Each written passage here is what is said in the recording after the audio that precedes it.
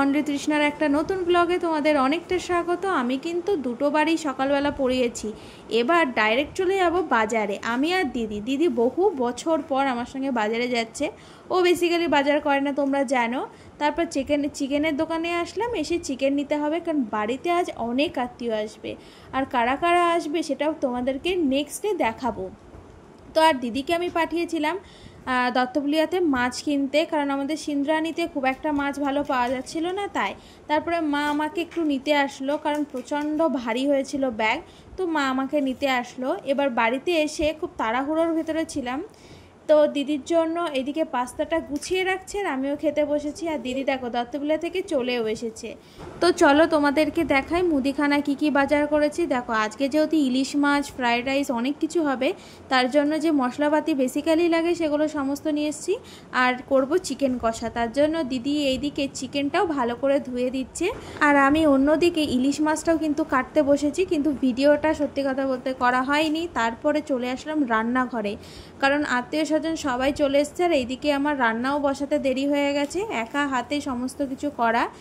তো দেখো কি তো করলাম, ইলিশ মাছ আছে, আর করব চিলি চিকেন। তো চিলি চিকেনও কিন্তু যে চিকেনটা দরকার সেটাও কিন্তু আমি ধুয়ে বেছে সমস্ত কিছু করে রেখেছে। দিদি ওইদিকে ওই চিকেনটাও ধুয়ে রেখেছে। তো দুপুরে কিন্তু আজকে অনেকগুলো মেনু আছে। তো এইদিকে দেখো ভাতটাও আমার প্রায় হয়ে গেছে। দিদিকে বললাম যে তুই বিন গাজরটা কেটে দে, কারণ আমাকে খুব তাড়াতাড়ি মানে রান্না হুটোপাটা করে করতে হবে, না হলে আমরা মানে লেট হয়ে যাব। এমনি আত্মীয় স্বজন সবাই চলে এসছে। তারপর দিদি এদিকে কেটে দিয়েছে, এদিকে বিন মানে ক্যাপসিকাম আর পেঁয়াজটা সেগুলো আমি কেটে রেখেছিলাম। তো এইদিকে দেখো রান্নাটা বসেও দিয়েছি, ভাত হয়ে গেছে, দিদি সমস্ত কেটে কুটেও দিয়ে গেছে। আর কারা এসছে চলো তোমাদের সাথে শেয়ার করি। আমার দাদু, আমার দিদা, মামি, মামা, বুনু সবাই এসছে। তো অনেক মানে আমরা হ্যাপি হয়েছি যে এসছে আমাদের বাড়ি। দাদু দিদা আগেও ঘুরে গেছে, কিন্তু মামা মামি আসেনি। তো দেখো ফাইনালি চিকেনটা রান্না করতেও বসে গেছি। চিকেনটা মোটামুটি সমস্ত মশলা দিয়ে এখন কষাতে আরম্ভ করেছি। আর অন্যদিকে দেখো ভাতও বসিয়ে দিয়েছি। এই ভাতটা এমনি নর্মাল রাইস, আর চিকেন পকোড়া কিছুটা করে রেখেছি, আর কিছুটা আলু দিয়ে রেখেছি। আর এইদিকে দেখো যে চিলি চিকেনের যে জিনিসগুলো থাকে সেগুলো কিন্তু বানাতে বসে গেছি, আর খুব তাড়াহুড়োর মধ্যে ছিলাম।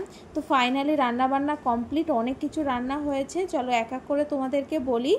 তো হয়েছে ভাত মানে fried rice, chilli chicken, chicken কষা, তারপরে তোমার দই, মিষ্টি, চাটনি, অনেক কিছু হয়েছে। আর বুনুর সঙ্গে কিন্তু আমি একটু মজা করতেও বসে গেছি, কারণ আমাদের রাত্রি আজকে আমাদেরকে প্রথম দেখলো।